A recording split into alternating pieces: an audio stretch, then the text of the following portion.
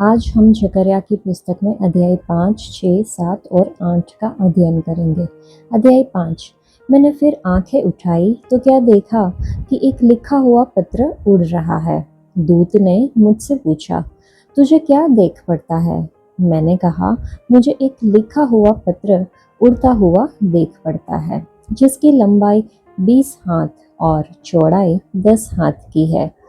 तब उसने मुझसे कहा, यह वह शाप है जो इस सारे देश पर पड़ने वाला है, क्योंकि जो कोई चोरी करता है वह उसकी एक और लिखे हुए के अनुसार मेल की नाई निकाल दिया जाएगा, और जो कोई शपथ खाता है वह उसकी दूसरी ओर लिखे हुए के अनुसार मेल की नाई निकाल दिया जाएगा। सेनाओं के यहोवा की यही वाणी है, मैं उसको ऐसा चलाऊंगा कि वह चोर के घर में और मेरे नाम की झूठी शपथ खाने वाले के घर में घुस कर ठहरेगा, और उसको लकड़ी और पत्थरों समेत नाश कर देगा। तब जो दूत मुझसे बातें करता था उसने बाहर जाकर मुझसे कहा, आंखें उठाकर देख कि वह क्या वस्तु निकली जा रही है। मैंने पूछा, वह क्या है? उसने कहा, वह वस्तु जो निकली जा रही है वह एक एपा का नाप है। और उसने फिर कहा, सारे देश में लोगों का यही रूप है। फिर मैंने क्या देखा कि किक्कार भर शीशे का एक बटखरा उठाया जा रहा है, और एक स्त्री है जो एपा के बीच में बैठी है। और दूत ने कहा, इसका अर्थ दुष्टता है। और उसने उस स्त्री को एपा के बीच में दबा दिया, और शीशे के उस बटखरे को लेकर उससे एपा का मुंह ढांप दिया। तब मैंने आंखें उठाई तो क्या देखा कि 2 स्त्रियां चली जाती है, जिनके पंख पवन में फैले हुए हैं, और उनके पंख लगलग के से हैं, और वे एपा को आकाश और पृथ्वी के बीच में उड़ाए लिए जा रही है। तब मैंने उस दूत से जो मुझसे बातें करता था पूछा कि वे एपा को कहाँ लिए जाती है। उसने कहा, शिनार देश में लिए जाती है कि वहाँ उसके लिए एक भवन बनाए, और जब वह तैयार किया जाए तब वह एपा वहाँ अपने ही पाए पर खड़ा किया जाएगा। इस अध्याय में हमने उड़ते हुए पत्र और टोकरी में बैठी स्त्री के बारे में देखा। उड़ते हुए पत्र पाप के विरुद्ध परमेश्वर के न्याय का प्रतीक है, जो आज्ञा उल्लंघन के परिणामों को उजागर करता है। टोकरी में बैठी स्त्री का दर्शन भूमि से दुष्टता को हटाने का प्रतिनिधित्व करता है। परमेश्वर का न्याय हमें ऐसा जीवन जीने के महत्व की याद दिलाता है जो उसका आदर करता है। अध्याय 6। मैंने फिर आंखें उठाई और क्या देखा कि 2 पहाड़ों के बीच से 4 रथ चले आते हैं, और वे पहाड़ पीतल के हैं। पहले रथ में लाल घोड़े और दूसरे रथ में काले, तीसरे रथ में श्वेत और चौथे रथ में चितकबरे और बदामी घोड़े हैं। तब मैंने उस दूत से जो मुझसे बातें करता था पूछा, हे मेरे प्रभु, ये क्या है? दूत ने मुझसे कहा, ये आकाश के चारों वायु है जो सारी पृथ्वी के प्रभु के पास उपस्थित रहते हैं, परंतु अब निकल आए हैं। जिस रथ में काले घोड़े हैं वह उत्तर देश की ओर जाता है, और श्वेत घोड़े उनके पीछे पीछे चले जाते हैं, और चितकबरे घोड़े दक्षिण देश की ओर जाते हैं। और बदामी घोड़ों ने निकलकर चाहा कि जाकर पृथ्वी पर फेरा करें। सो दूत ने कहा, जाकर पृथ्वी पर फेरा करो। तब वे पृथ्वी पर फेरा करने लगे। तब उसने मुझसे पुकार कर कहा, देख, वे जो उत्तर के देश की ओर जाते हैं उन्होंने वहां मेरे प्राण को ठंडा किया है। फिर यहोवा का ये वचन मेरे पास पहुंचा, बंधुआई के लोगों में से हेल्दे, तोबिया और यदाया से कुछ ले, और उसी दिन तू सपन्या के पुत्र योशिया के घर में जा, जिससे वे बाबुल से आकर उतरे हैं। उनके हाथ से सोना चांदी ले, और मुकुट बनाकर उन्हें यहोसादाक के पुत्र यहोशू महायाजक के सिर पर रख, और उससे यह कह, सेनाओं का यहोवा यूं कहता है, उस पुरुष को देख जिसका नाम शाक है, वह अपने ही स्थान से उगकर यहोवा के मंदिर को बनाएगा। वही यहोवा के मंदिर को बनाएगा और महिमा पाएगा और अपने सिंहासन पर विराजमान होकर प्रभुता करेगा। और उसके सिंहासन के पास एक याजक भी रहेगा और दोनों के बीच मेल की सम्मति होगी। और वे मुकुट हेलेम, तोबिया, यदाया और सपन्या के पुत्र हेन को मिले और वे यहोवा के मंदिर में स्मरण के लिए बने रहे। फिर दूर दूर के लोग आ आकर यहोवा के मंदिर बनाने में सहायता करेंगे और तुम जानोगे कि सेनाओं के यहोवा ने मुझे तुम्हारे पास भेजा है। और यदि तुम मन लगाकर अपने परमेश्वर यहोवा की आज्ञाओं का पालन करो तो यह बात पूरी होगी। इस अध्याय के वचन 12 से 15 जब हम पढ़ते हैं तो लिखा है शाख के बारे में कि जिस पुरुष का नाम शाख है उसका नाम शाखा होगा, वह अपने स्थान से बढ़ेगा और प्रभु का मंदिर बनाएगा। ये शाखा कौन है?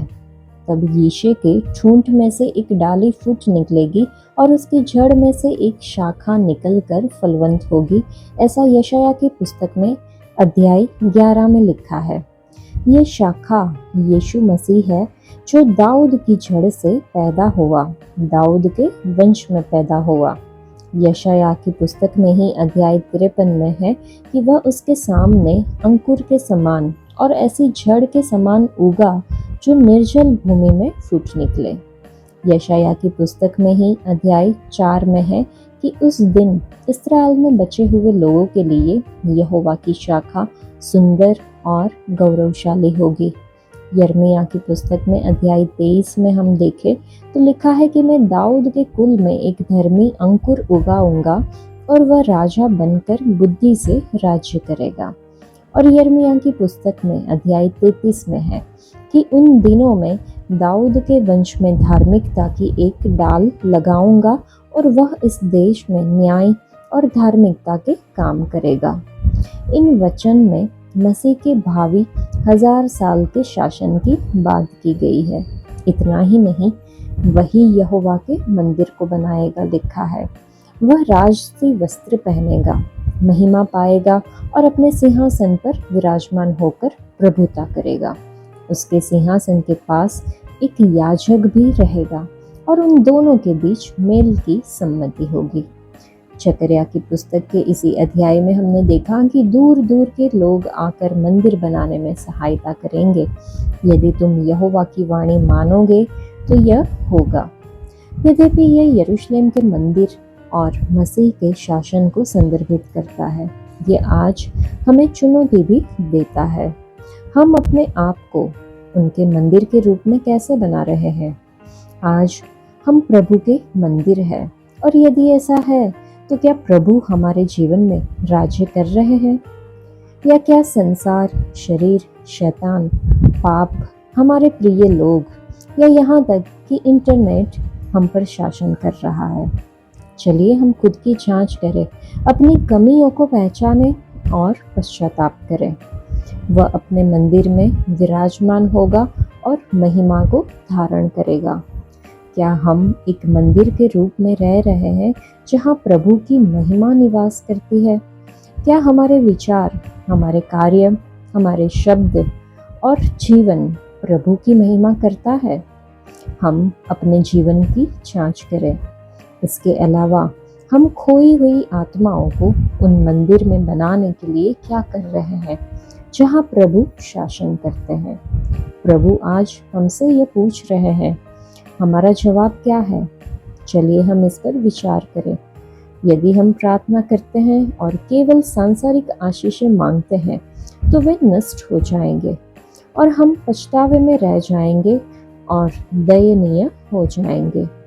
यहोवा जकरिया के माध्यम से हमसे कह रहे हैं कि हम नाश हो रही आत्माओं को परमेश्वर के मंदिर में बनाने का कार्य करें। चलिए हम खुद को इस आह्वान के लिए समर्पित करें। पवित्र आत्मा इन वचनों के माध्यम से हम में से प्रत्येक को आशीष दे।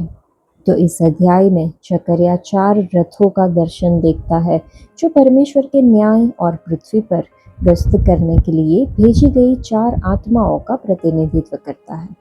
यहोशू का महायाजक के रूप में राज्याभिषेक करना शाखा के आने का संकेत देता है, जो मसीहा के लिए एक भविष्य सूचक संदर्भ है।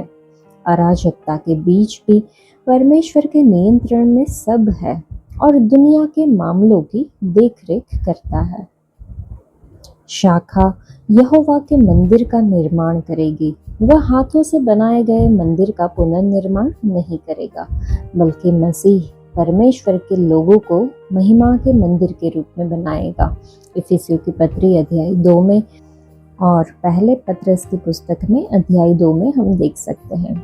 ये वाक्यांश कि मसीह यहोवा के मंदिर का निर्माण करेगा कुछ बातों को संदर्भित करता है, जैसे कि यीशु मृतकों में से जी उठेगा, विश्वासियों को मसीह में एक पवित्र मंदिर के रूप में बनाया जाएगा और यीशु अपनी कलीसिया बनाएगा।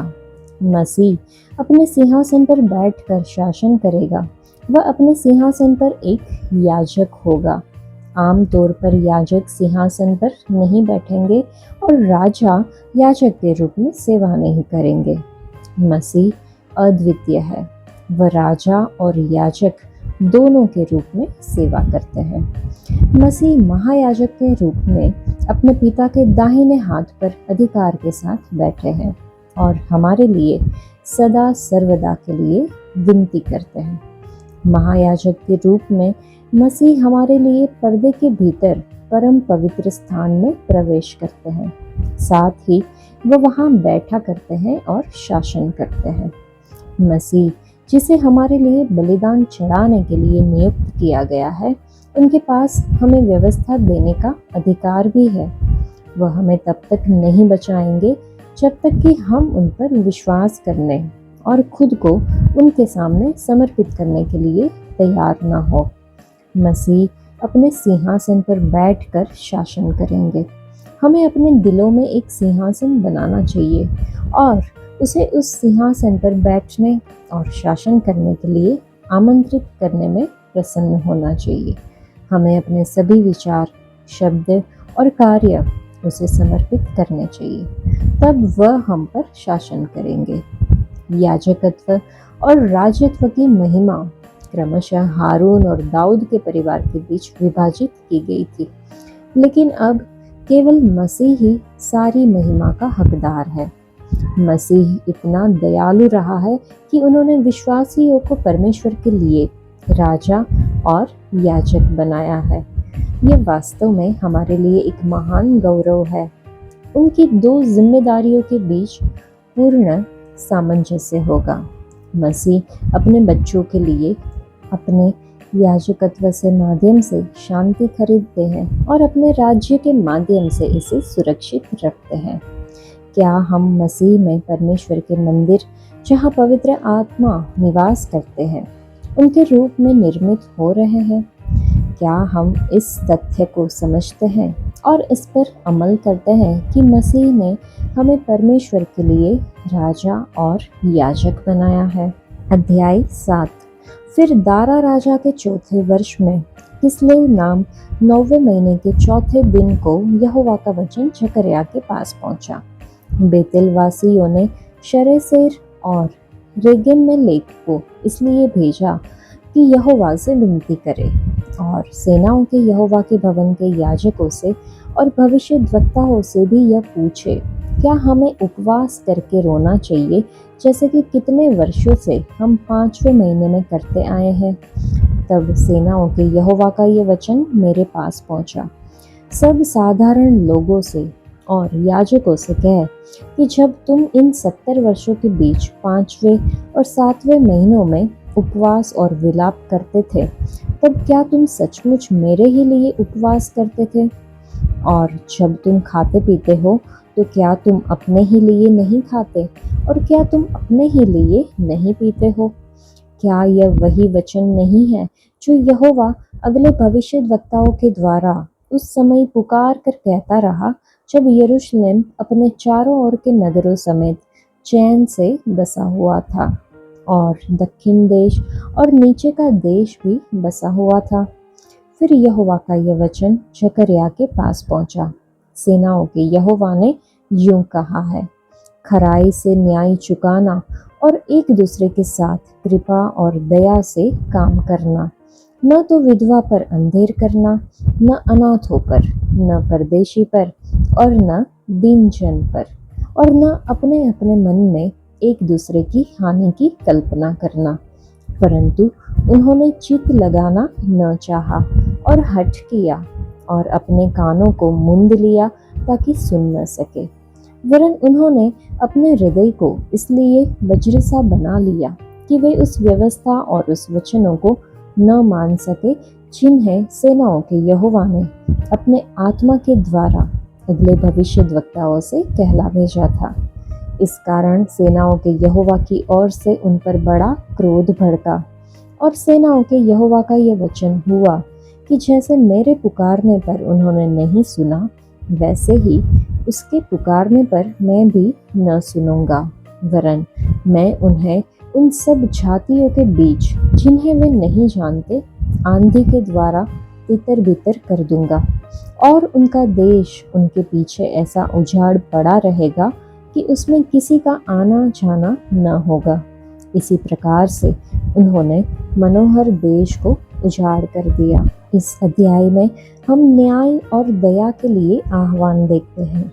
लोग उपवास के बारे में पूछताछ करते हैं और परमेश्वर केवल अनुष्ठानों की अपेक्षा न्याय, दया और सच्ची आराधना के महत्व पर जोर देते हैं।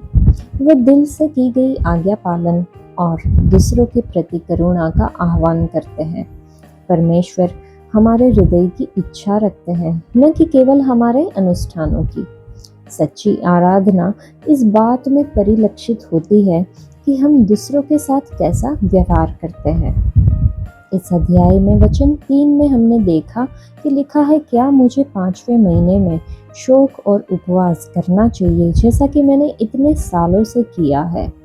अपने निर्वासन से वापस आने के बाद यहूदियों के बचे हुए लोगों ने परमेश्वर से जानना चाहा कि क्या उन्हें कुछ महीनों के दौरान उपवास और शोक करने की अपनी प्रथा जारी रखनी चाहिए जिस पर उन्हें गर्व था। परमेश्वर ने बताया कि उपवास और दावत की उनकी परंपरागत जीवन शैली परमेश्वर के लिए नहीं बल्कि उनके अपने लिए थी, जिसका अर्थ है कि जब लोग सामाजिक न्याय के बारे में चिंतित नहीं होते थे तो उनके धार्मिक अनुष्ठान छोटे थे। मुझे दृढ़ विश्वास है कि अगर हम परमेश्वर से पूछे तो वह हम में से कुछ लोगों से भी यही बात कहेंगे।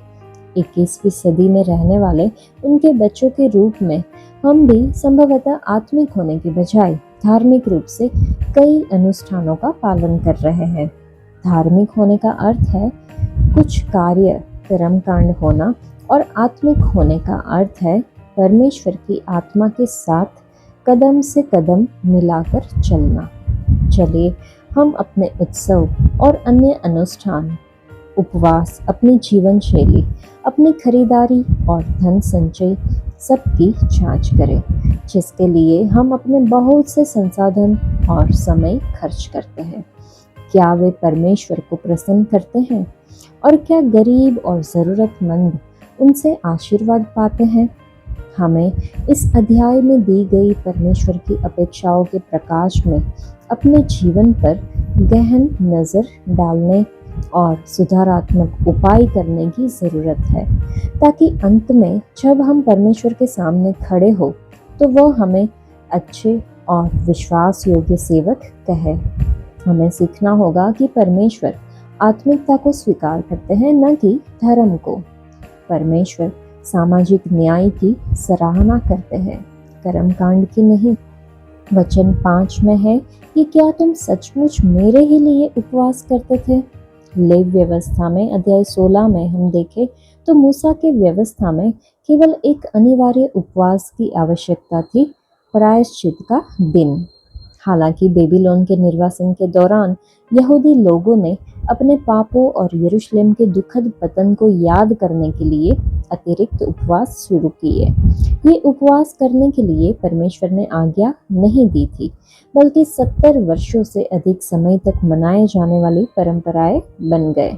समय के साथ वे वास्तविक भक्ति के बजाय आदत से किए जाने वाले मात्र अनुष्ठानों में बदल गए। जब कुछ निर्वासित लोग इज़राइल लौट आए और मंदिर का पुनर्निर्माण आधा पूरा हो गया, तो बेबीलोन में रहने वालों ने सवाल किया कि क्या उन्हें इन उपवासों का पालन करना जारी रखना चाहिए। जकरिया के माध्यम से परमेश्वर की प्रतिक्रिया एक तीखी फटकार थी। उनका उपवास परमेश्वर केंद्रित होने के बजाय आत्म केंद्रित हो गया था। परमेश्वर के करीब आने के बजाय वे आत्मदया में लिप्त थे। उनके बाहरी धार्मिक अनुष्ठान उनके शेष जीवन की विशेषता वाली अवज्ञा की भरपाई नहीं कर सकते थे, क्योंकि उनके हृदय परमेश्वर के सामने सही नहीं थे। इसलिए उनके अनुष्ठान भी परमेश्वर को अस्वीकार्य थे। यदि हम परमेश्वर की मुफ्त क्षमा के बारे में आश्वस्त हो जाते हैं, तो हमें अपने पापों और उनके साथ होने वाली सजा की दुखद वर्षगांठ मनाने की कोई ज़रूरत नहीं है। जब वह हमें क्षमा करते हैं, तो कड़वे अतीत पर विचार करने की ज़रूरत खत्म हो जाती है। इसी तरह हमें अपनी आध्यात्मिक प्रथाओं की जांच करनी चाहिए। क्या हम परमेश्वर के प्रति सच्ची आराधना के कारण उपवास और धार्मिक अनुष्ठान करते हैं, या वे केवल औपचारिकताएं हैं?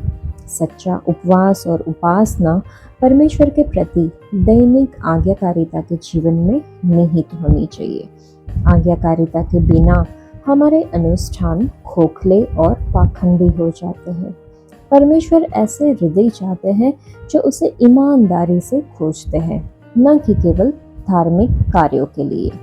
इसलिए चलिए हम परमेश्वर की इच्छा के अनुसार आज्ञाकारिता में जीने के लिए प्रतिबद्ध हो, ताकि उपवास सहित हमारी आराधना के कार्य वास्तव में सार्थक और परमेश्वर को प्रसन्न करने वाले हो। अध्याय 8। फिर सेनाओं के यहोवा का यह वचन मेरे पास पहुंचा।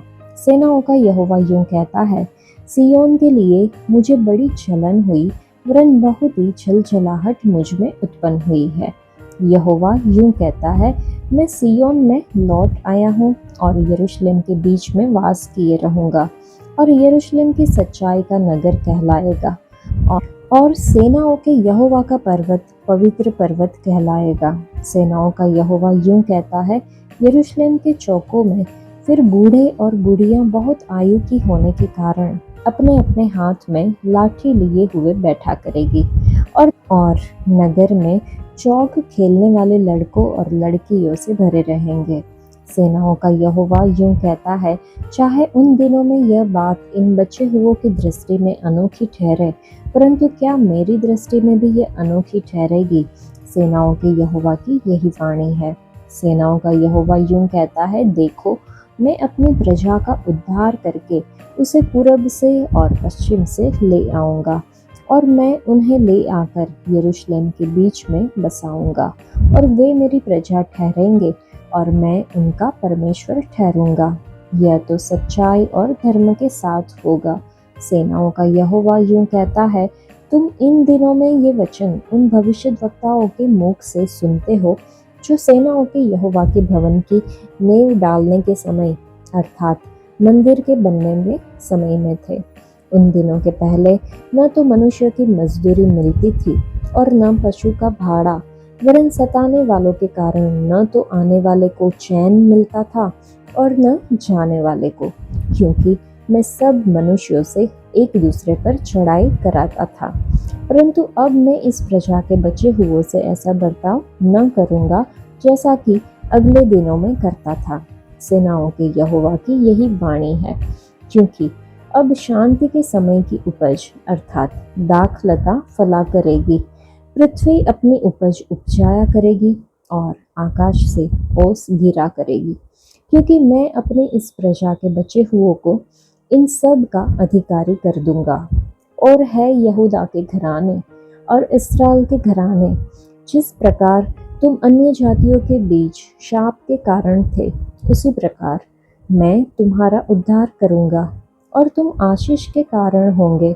इसलिए तुम मत डरो और न तुम्हारे हाथ ढीले पड़ने पाए, क्योंकि सेनाओं का यहोवा यूं कहता है, जिस प्रकार जब तुम्हारे पुरखा मुझे रिस्क दिलाते थे, तब मैंने उनकी हानि करने के लिए ठान लिया था और फिर न पछताया, उसी प्रकार मैंने इन दिनों में यरूशलेम की और यहूदा के घराने की भलाई करने को ठाना है।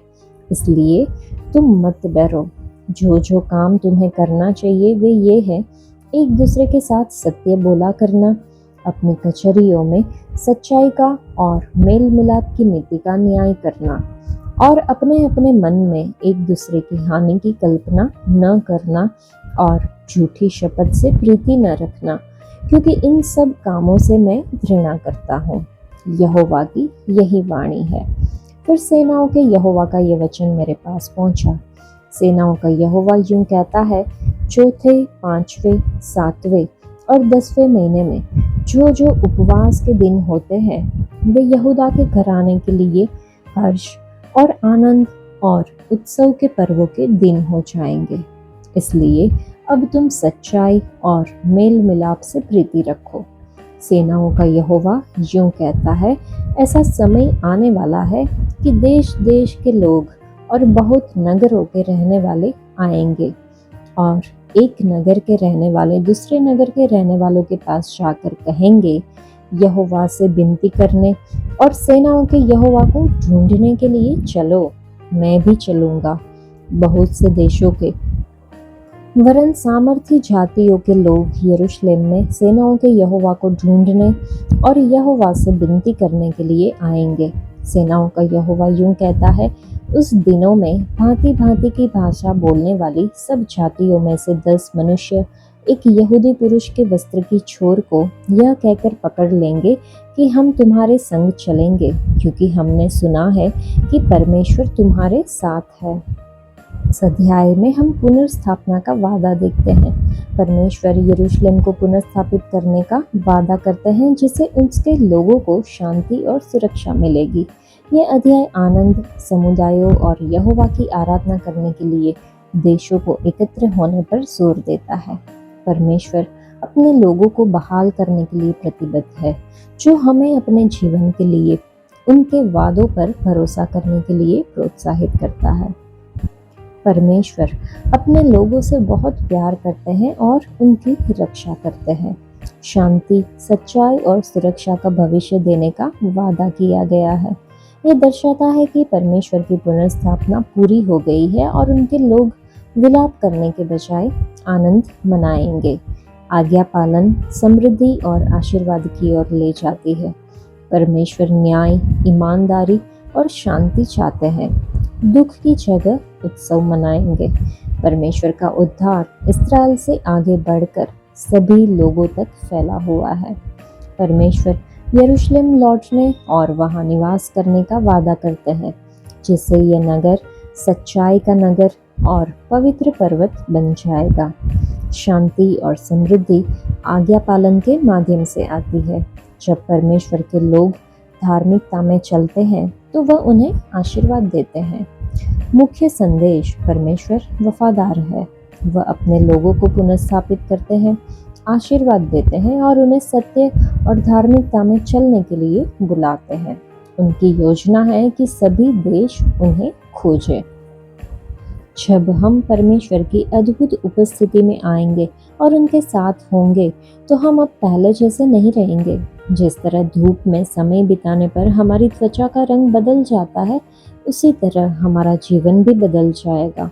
और जब हम उनकी उपस्थिति में होंगे और अपने प्रभु के साथ शांत समय बिताएंगे, तो हम परमेश्वर की छवि को प्रतिबिंबित करेंगे, क्योंकि परमेश्वर ने हम में से प्रत्येक को अपने स्वरूप और समानता में बनाया है। और परमेश्वर के साथ समय बिताने पर हम कभी भी वैसे नहीं रहेंगे, क्योंकि परमेश्वर की सामर्थ्य और प्रेम हमें बदल देगी।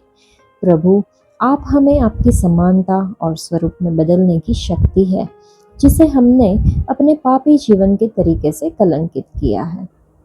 प्रभु, हमें आपके मार्गों पर प्रतिदिन चलने के लिए आपकी कृपा और सामर्थ्य की आवश्यकता है, ताकि हम दुनिया के सामने आपके पवित्र चेहरे को प्रतिबिंबित कर सके।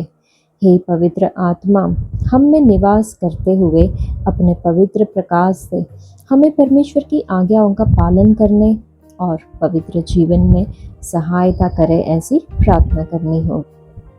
आज के लिए इतना ही। परमेश्वर आप सबको आशीष दे।